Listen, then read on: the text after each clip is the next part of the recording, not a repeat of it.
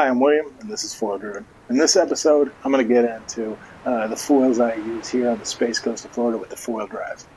I ride two different series from Axis. One is the Spitfire series, and the other is the Art Pro series. The Spitfire series is really good for quick turns, easy riding, a very surfy feel. They have plenty of pump and glide, but they're really more nimble than, say, the other series that I ride, which is the Art Pros. The Art Pros trade off a little bit of that maneuverability for a little bit extra pump and glide, and they're really fast for their sizes. So let's get into the Art Pros first. I ride the 1201 and the 1401. Our conditions here on the Space Coast are somewhere around knee-high to a little bit overhead high. Anything over really gets a little rough to ride, and it rarely gets much under knee-high. When the conditions are a little bit more mild, and this applies to summertime here in Florida, generally the waves are under 3 foot on most days, and they're usually over a foot. But that said, there's not a whole lot of push there. And so the Art Pros come in real handy in these conditions. They're very high aspect. And by high aspect, I mean over 12, which is, I don't know many companies out there that are going that high in aspect ratio. So that makes their stall speeds slightly higher for their sizes. And they're a little bit more difficult to turn. However, when you start to get to the size of the 1201 and the 1401, you can slow these down pretty good. And as far as trying to make them a little bit more maneuverable, I've found that if you drop down in tail sizes to the smallest that you can handle, it'll open these things up to a little bit quicker turning. So the 1401, I specifically use that for flat water pumping.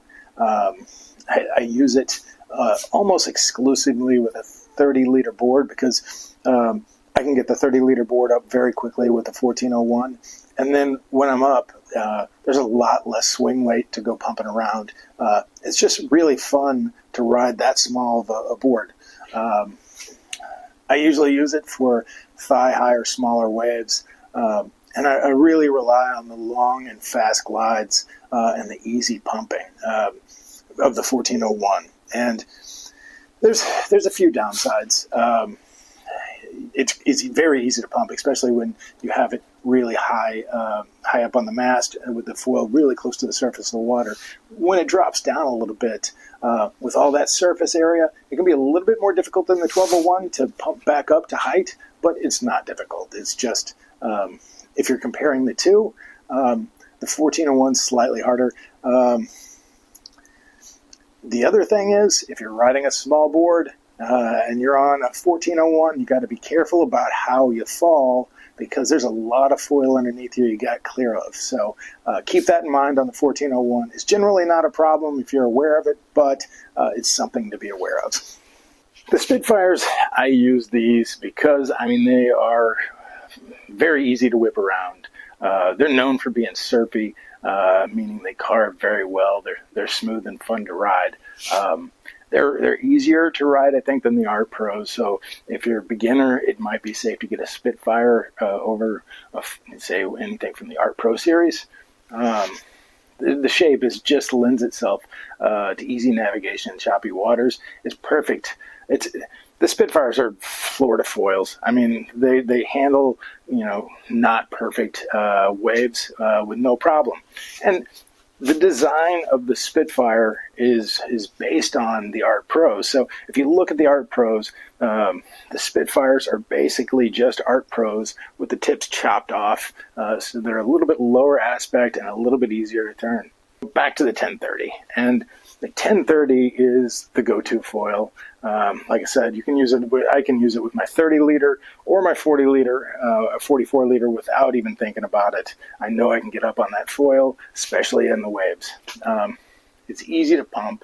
The glide is pretty good for a foil that size. It works in small conditions, and it works in large conditions. So if I only had one foil, the 1030 would probably be it. Now, if you weigh differently than me, then your go-to foil may be a size up. If you weigh less than me, it might be a size or two down. But having that middle foil that I can use in any conditions is a must here in Florida.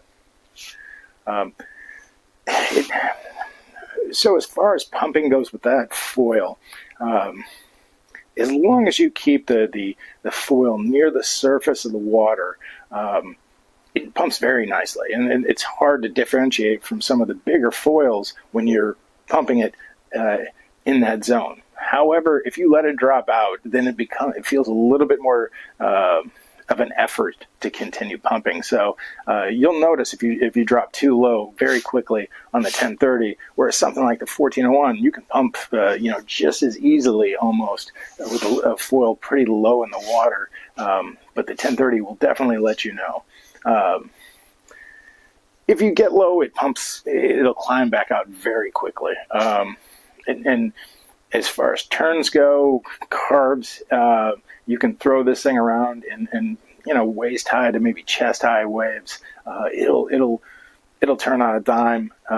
It's very quick, and it gives you a lot of confidence when you have a little bit of speed in a wave to throw it around. But when they get a little bit higher, when they're above, when I know most of the waves are going to be above my waist, maybe the head high or above, then I'm jumping on the 900, and that's because, for one, you can jump with the 900. It's the first one that the jump placard is removed on Axis foils in the Spitfire range.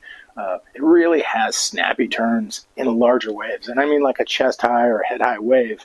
It just flows into a carve effortlessly, whereas you really have to dig in and commit with some of these bigger foils like a 1201. Even a 1030, you can feel the difference between a 900 and a 1030. The 1030 will feel really snappy and say waist high or to chest high, but as it starts getting bigger, the 900 just inspires confidence with speed, and so it's actually much easier to ride a 900 once you get up in a larger wave than it is, say, a 1200.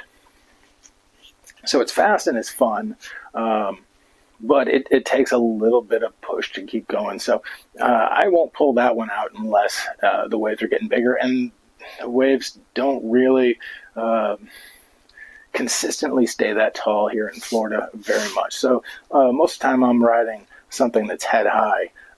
It's probably on a day that's much, much smaller and you're seeing a rogue wave. On the days I'm riding a 900, I'm not even worried about pumping.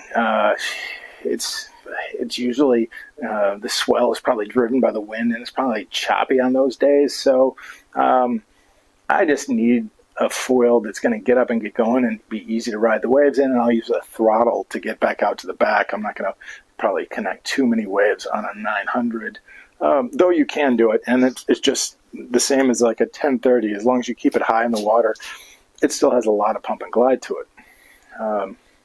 It does need a pretty good bump to get me going, especially on the 30 liter. I prefer I prefer the waves to be kind of a little bit steeper, and at least a waist high to chest high to break out the 900. But the takeaway here, you don't have to ride Axis foils. My opinion is they're some of the best foils out there, but there are plenty of good companies out there. And I've sized these foils so that I can ride pretty much any condition here on 4 foils and be riding specific foils for those conditions.